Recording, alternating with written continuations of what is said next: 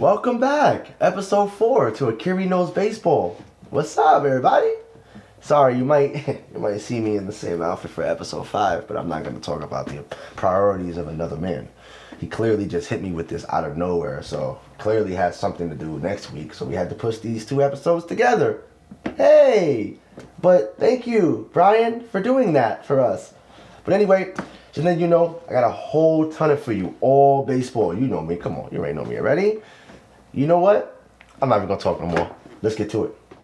Recap, oh yeah. By the way, you could have. I brought a change of shirt. You could have changed your shirt too. I'll just let you know. Anyway, hey everybody. Pardon that whole sarcastic whatever he was saying. Don't take that. We'll edit that out. Don't worry about that. But just giving everybody a heads up on the headlines of this weekend, this past series. You know, you got the recap of the Yankees versus the Blue Jays. Did you see Vlad Guerrero hit 3 home runs? Yeah. Two against Cole, 1 against the other reliever. Oh my gosh, that was. What do you think about the Blue Jays and the? What do you think about Vlad? You think about Vlad in that type of division that they have, the Yankees versus. Because think about it, the Yankees and the Blue Jays is going to be a competition between that American League East. They're going to be fighting in there, you know, depending on what Boston's going to do or Tampa's going to be Tampa. Like, you know, I explained in multiple videos. Yeah. But what do you think about the Blue Jays and the Yankees rivalry? You know, we think about Vlad, since you're a Yankee fan. Well, yeah, Vlad, like I said before, that team needed to settle down. This is year 2 of a lot of players.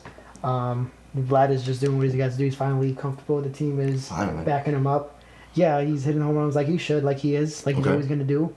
But Bichette, you talk about how his plays against the Yankees, incredible defense, incredible defense. I'm a Yankee fan, but you have to give it to the team that's just dominating you like that. And it is hard for that one because he's dominating for real. He's dominating. Like he is definitely going to be a player to look for, maybe MVP of the year. Definitely. I'd say for Bichette. Well, how about another headline? How about Kershaw with the Dodgers? Did you see that game? Did you see that he threw 80 pitches and he was almost going to throw a complete game. Now, just to let y'all know, a complete game is where the play of the game is just how it is. So 1 strike, 2 strike, 3 strike. Just think about it. There's nobody's making a hit. There's nobody walking. He literally just played the game exactly how it's supposed to. Each out gets out literally all the way to the 7th, and then Davison, Robinson, he went to go and got Kershaw, which Kershaw quoted and said that it was the best time to go get him at that moment. So what do you think about that? Do you think that he should have stayed for the extra 2 innings, or do you think it's early because the season just started? And with Kershaw, he did come in the season in spring training a little bit late. So you have to put that into kind of perspective. So what do you think about the Kershaw thing? I wish they could have left him and got a no-hitter. Yeah, me too. Again, a no-hitter is when nobody gets on first. It's very rare. Yes. A few, pitchers gone that perfect game. And I feel like he took that away from him because he only had 2 innings. He was on fire. He was. I understand, he was. I understand that they're thinking more of the future. Like, why let him go out, maybe hurt himself for something where he can be healthy for the rest of the season, stay there. But I think the way he was playing, he doesn't look hurt. He was excellent. His pitches was his fastball was on, his slider was on point, and everything was working. But yes, just like Brian said, all those takes, all those little injuries, and you wanna preserve your pitcher because at the end of the day, their mindset is to win a World Series. In order to win a World Series, you have to be considerate. You can't just be like, you know what, I'm selfish. Because trust me, as baseball people, we wanted to watch Kershaw complete that game. That's history in the making. And I'm not a Dodgers fan, but I would love to see that because I'm a baseball fan. I would love to see Kershaw do that complete game. But right now, you can't see that because it's the early of the season. If it was later and Kershaw had a couple of, wins or a couple of games in and it was like July, trust me, Robinson would not take him out because Kershaw would not want to come out. He would have had to fight me to get out. As a pitcher, I would have, man, I'm not getting out of here. You bugging. Yeah. I'm not doing that. You know what I'm saying? And then, you know what? Over the weekend, it was Jackie Robinson Day. Happy Jackie Robinson Day. We love you, Jackie Robinson Day. We love you. We miss you. And how do you feel about Jackie Robinson? Do you feel, I know, we're clearly we didn't watch him play, you know what I'm saying? Yeah. But we see highlights of him. We see people, we see baseball greats talk how great Jackie Robinson was and how he influenced, you know, even with the color situation. And I'm black, so I understand a little bit more and I digest that more. So how do you feel about Jackie Robinson? Like today, you know, team celebrating him, wearing number 42 across MLB. Like, do you feel like that's something that should continue going on in baseball? Of course. Why would they stop that? That's Just crazy. asking. Yeah. Obviously, Jackie Robinson was an important player.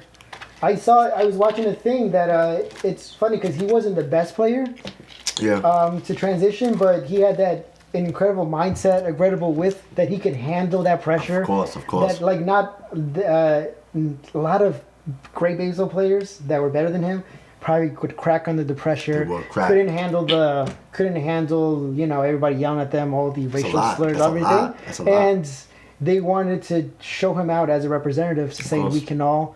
So he was the perfect representative, perfect person to put out there saying, yes, we can all play baseball. Of course. And again, how do you feel about it? Because, you know, well, I know you're, you know, it means more to you. Well, I love the idea of Jackie Robinson Day. I love it because it's more influenced to where it influenced me and influenced a lot of other upcoming baseball players that want to just play the game and, you know, learn about the history of Jackie Robinson and what he did for what he had to go through and what he had to endure throughout his whole career. So that's something that you have to watch. There's a lot of like documentary on Jackie Robinson. If you don't know about Jackie Robinson, trust me, look his name up. You'll see everything about Jackie Robinson. How do you feel about the Tom Seaver? How do you feel about the New York Mets finally recognizing one of their greats? Tom Seaver, the franchise. Come on, if you don't know about Tom Seaver was like Michael Jordan to the Chicago Bulls. You get what I'm saying? Tom Brady to the Patriots. You get what I'm saying? So that's history in the making. He was the franchise, and as a Met fan, I love Tom Seaver. He was one of the best pitchers of all time to be and wear a Mets uniform. So I salute him. So how do you feel about the Mets putting a statue up for him? Yeah, finally, I learned. I'm gonna tip my hat to you. I learned a lot from the Mets. Thank you. Because I didn't think about it. Because like when I go to Citi Field, there's not a lot of statues. You know, I've been to Fenway, you know, Yankee Stadium, and they have statues of great players there. Of course. But it shows a nod to how much Cohen, as the owner of the Mets, loves this team so much and loves everything. Mm-hmm. He is the reason why the Keith Hernandez is going to be retired his jersey, his number. Yes, finally. They have this statue because he loves Mets so much. He loves the history. They never. It's one of the stadiums that they don't embrace their past history. They don't. And he's pushing forward to make sure Mets history is important to the Mets players, to younger players. Finally. Saying, like, look who this man was. He was, 10 years later, like from the 80s. He won a World Series. He is, like he said, he is the Tom Brady of He was that piece to the 1969 Mets World Series win. Yeah. You know, he was the centerpiece. He carried that team single-handedly. And yes, they had a bunch of good players, but that was Tom Seaver. That was who he was. And honestly, I love it. I love the Mets honor him, and I appreciate it. And there's more to come. There's definitely more to come. Now, how do you feel about?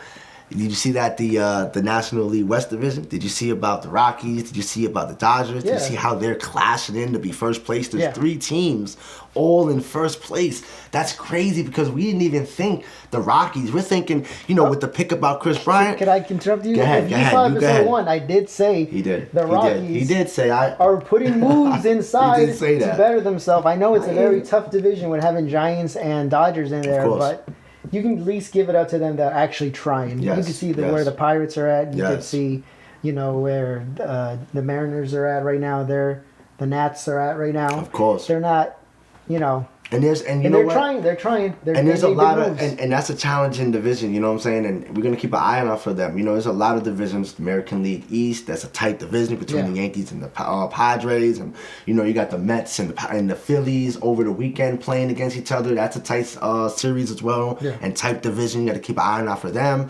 Keep an eye out for the Central in both divisions, the American League and the National League, and we'll see where we go. And let me know what you think. Let me know what you think about the standings. Let me know. Hopefully, we'll see what's going on.